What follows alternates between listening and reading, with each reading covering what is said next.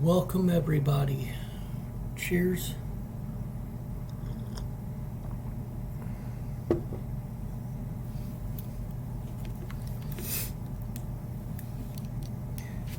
Coming home. 1 Chronicles 9:2. The first of the exiles to return to their property in their former towns were priests, Levites, temple servants, and other Israelites. The moment the writer finishes listing highlights of Israel's genealogy, which that has been a long read, and I do apologize again, and I make fun of my own self for butchering the names. A lot of them names are really hard to pronounce. From Adam to the exile in Babylon, he jumps to a list of Jews returning to Israel from exile. There's a connection that the writer expects the Jewish people to see. Jews not only have a history with God, they have a future. God began planning for the Jews at the beginning of time, and he isn't about to abandon them now. And it's not just with the Jews nowadays. He doesn't plan on abandoning any of us that choose to come to him through Jesus Christ. That's the theology message. That's the theological message. But there's practical value to the genealogy as well. For one, it traces the lineage of the current leaders. Their ruling governor, Zerubbabel, is a descendant of David, and that makes him a legitimate leader of the people. Also, priests and other worship leaders are identified throughout their bloodline connection to Levi. He was the founding father of the tribes assigned the ministry of directing Israel's worship. The writer's point, God has allowed the Jews not only to come home, but to come home with David's dynasty and the priesthood intact. And the fact that David's dynasty was allowed to return is very important, because one of the most important names, and the one that the Bible is truly about, is from David's lineage, and we all know who that is. He is also from Ruth's lineage, which is a very important book in the Bible too, because of the fact of who it leads up to, which is Jesus Christ.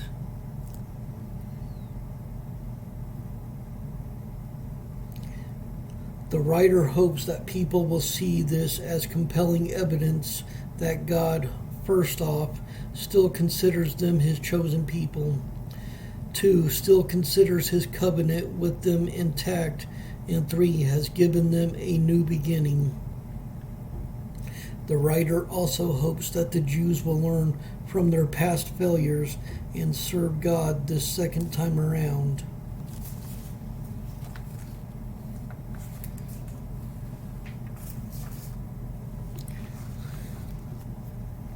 King David's glory days. 1 Chronicles 11:1 and 3. All Israel gathered before David at Hebron, and they anointed him king of Israel. Picking up the story of Israel when it became a nation, the writer wants to accent the positive. But that's hard when the story of Israel's first king Saul is such a sad one. Saul repeatedly disobeys God, and in the end, he and 3 of his sons die in a battle with the Philistines. Mortally wounded, rather than risk torture, Saul took his own sword and fell on it. And that's in 1 Chronicles 10:4. There's no bright side to that story, so the writer of Chronicles mercifully shortens it a literary mercy killing. Saul's reign, estimated at roughly 25 years, gets a mere 23 verses, about a sentence or two for every year he reigned. David, on the other hand, gets nearly as many chapters as Saul gets verses, 19 chapters for David's story. That's because there's powerful evidence in David's life and throughout his 40-year reign that God was behind him, even in his failures. Even before David's reign started, when he was a young shepherd, pre-anointed by Samuel as Israel's future king. In 1 Samuel 16:13, it says, "The Spirit of the Lord came powerfully upon David from that day on." The stories that follow are upbeat variations on the same stories scattered in 1st and 2nd Samuel and 1st Kings. What's missing are several notable downers. Sad history about David that would detract from the writer's goal of encouraging the Jewish people. Why bother them with downers since they have just returned home from perhaps the biggest downer their race has ever experienced? The decimation of their country and the exile of their surviving citizens. So missing from 1 Chronicles are 1. David's affair with Bathsheba and the murder of her husband, which you can find in 2 Samuel 11. 2. David's refusal to punish his son, the crown prince, for raping the prince's half-sister, which is 2 Samuel 13. 3. The rape sister's full brother, Absalom, murdering the rapist, 2 Samuel 13. And last, Absalom's doomed coup against David, 2 Samuel 15. David's upbeat history begins with the fractured coalition of Jewish tribes uniting to declare him king over all Israel. With that mandate, David begins his lifetime of work defeating Israel's neighboring enemies, securing and expanding the nation's borders, and settling up Jerusalem as both a political and spiritual center for the Jewish people. He makes it his capital city, and by bringing into Jerusalem the nation's most sacred object, the Ark of the Covenant, a chest that both holds the 10 Commandments, he makes it clear that this is where God will live among the Jews. This chest, after all, is considered God's throne on earth. It's at the chest that God promises, "I will meet with you there and talk to you," from above the atonement cover between the gold cherubim that hover over the Ark of the Covenant, and that's in Exodus 25:22. David erects a tent for the chest, and people apparently start bringing sacrifices there, burnt offerings and peace offerings to God, which you can read about in 1 Chronicles 16:1. Or you can go into my section on here called the Holy Bible, and it's on there. You can listen to me read it if you don't want to read, or if you want to read along with my readings. This is perhaps a precursor to the temple Solomon will later build.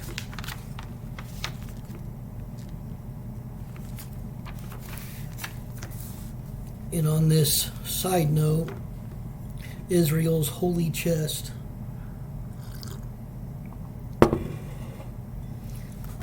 Israel's most sacred object was a portable gold-plated chest that held the original 10 Commandments, etched onto stone slabs, Israel's bedrock, laws on which all other laws were built. But it was more than a box with sacred cargo. It was a spiritual throne for God. 2 Samuel 6:2. Sometimes described as his earthly footstool, which you can read about in 1 Chronicles 28:2. It would rest in the most sacred room of the tent worship center and later of the temple. There only the high priest could approach it, and only once a year at Yom Kippur, the annual Day of Atonement, when the nation repented of its sin. Built during the time of Moses, while the Hebrews traveled out of Egypt and toward Israel, the chest was about 4 feet long and 2 feet deep and wide, made of acacia, a Sinai desert hardwood. It was covered inside and out with solid gold.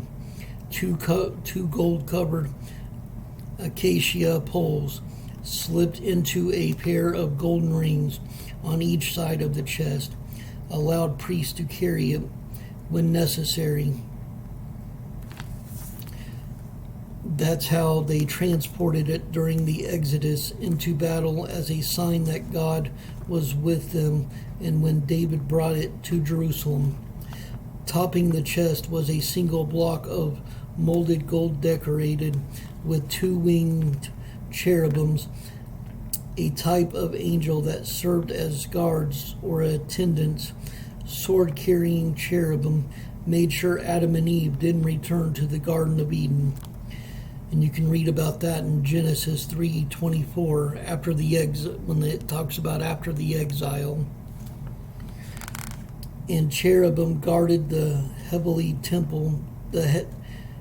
And cherubim guarded the heavenly temple in a prophet's vision, which we will eventually get to when we reach one of our final books, Ezekiel 10:3. It's clear what they look like in Ezekiel's vision. They each had 4 faces: human, ox, lion, and eagle. Not to mention, it talked about how it had eyes all over their bodies and all around them.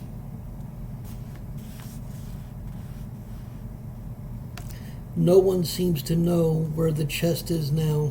Some scholars guess that the Babylonians, led by King Nebuchadnezzar, took it when they sacked Jerusalem in 586 BC, and the scholars have some Bible support. Nebuchadnezzar carried away all the treasures from the Lord's temple and the royal palace. He stripped away all the gold objects that King Solomon of Israel had placed in the temple, which is in 2 Kings 24:13. But a Jewish legend says the prophet Jeremiah, living at the time, hid it in a cave on the mountain where Moses died, and then sealed up the entrance. Earlier, Jeremiah had predicted that the chest would be lost, but he said Israel would not miss it or need to rebuild it. In that day, Jerusalem will be known as the throne of the Lord. Jeremiah 3:17.